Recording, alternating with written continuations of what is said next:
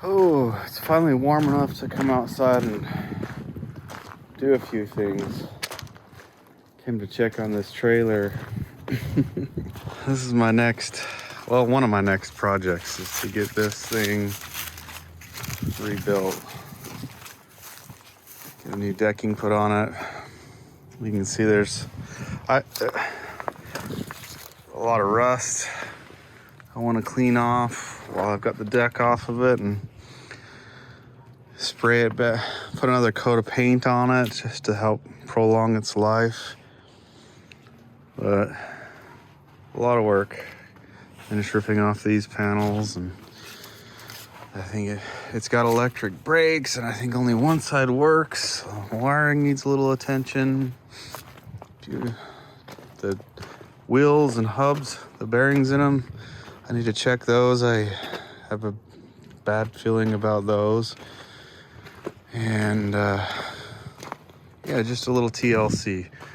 That's gonna be a fun project. I'm actually looking forward to it. Someone suggested that I weld some additional cross members to allow it to carry more weight. I like that idea. I'm gonna actually see what those axles are rated for and what the trailer was originally designed for, and go from there. But if I can add some strength to it, why not? It'll be a fun welding project, and fun in air quotes.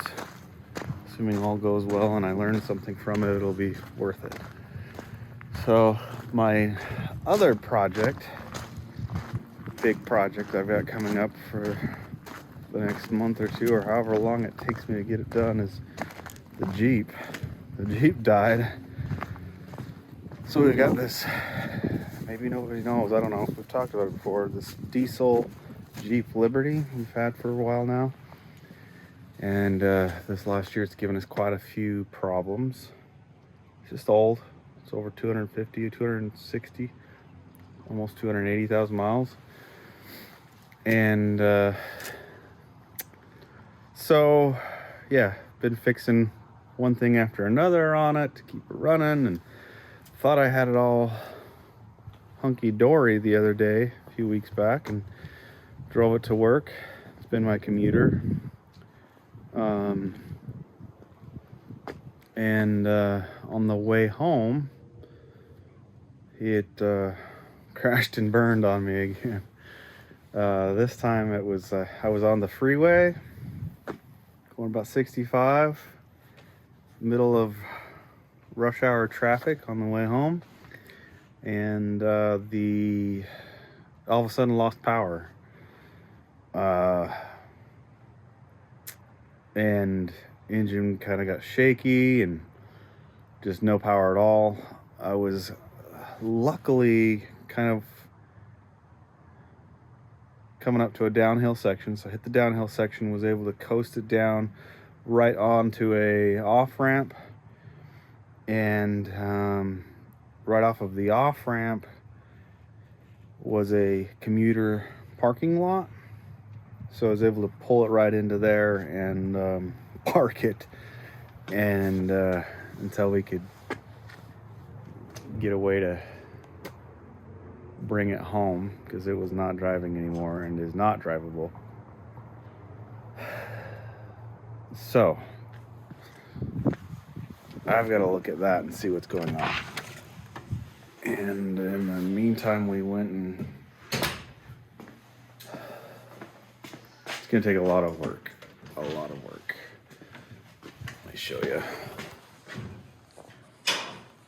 So there she is. Cleaned up the shop a little bit, pulled her in, and let's get under that hood.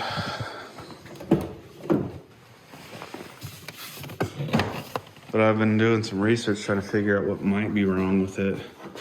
Basically, it feels like it's running on one cylinder. Really rough idle, no acceleration, no power at all. There she is. Dirty little beast. But you hear a lot of metal clanking, not too loud, Nothing too serious, but it's a little chattery, a little more chattery than a diesel normally is, at least this one. And so I did some reading and hit the YouTubes as well. And there's a common issue with these things, that with the valve lifters and rockers that tend to go out. And I think that that's what's going on. It's not a fuel delivery problem. I tested each of the injectors, fuel injectors, and they seem fine. But to avoid getting too complicated here, those valve lifters and the rockers tend to break, the valve lifters get stuck. So common issue and common to have to replace those. So that's what I'm gonna pursue. Never done anything like that before, and there's really no instructions, at least there's no video that's like, this is how you do it. There's a few videos out there of like, this is what I did, but not a step-by-step. They kind of said this was the problem and whatever. So we're gonna be learning a lot as we go, but I've got to take the valve cover off, which means I've got to take this whole front end apart, radiators and the fan, the timing cover, timing belt, and all this front end comes off, just so that the valve cover, which is also a single piece with the intake manifold, so it's all got to come off. And yeah, lots of work. But I'm gonna use it as a project, keep me busy through the rest of this cold month and the rest of next month. It's my goal anyway. And learn as I go. Because I mean, this thing's paid for, has been for a while, and if I can spend a couple $1,000 on parts, you know, maybe not even that much, $1,000 on parts, I think is all it would take. And some elbow grease. I initially wasn't gonna even bother with it, just wanted to be done with this thing. It's been such a headache lately. But I've darn near replaced everything that goes out. So, you know, I'm in the final stretch and don't want to give up now. I was watching this channel that I like to watch when I have time called Fab Rats. And they do fabrication work and work on cars, mostly off-roading stuff. And I was watching them and I was just inspired by this guy's tenacity and perseverance working through these cars that just, they have an end goal in mind. They want to take this vehicle and get to here, and it's problem after problem, and works through them all.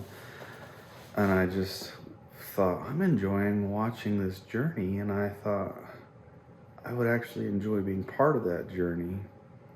So why not start on that journey, if that makes sense? So I'm gonna try. I've got,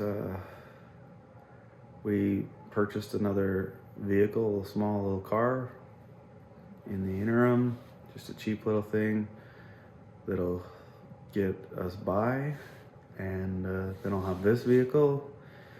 If I can get it running again, it'd be a great vehicle for the kids. You know, the girls are getting, well, Emma's old enough to drive, Missy will be old enough to drive soon, and it'll just be a good little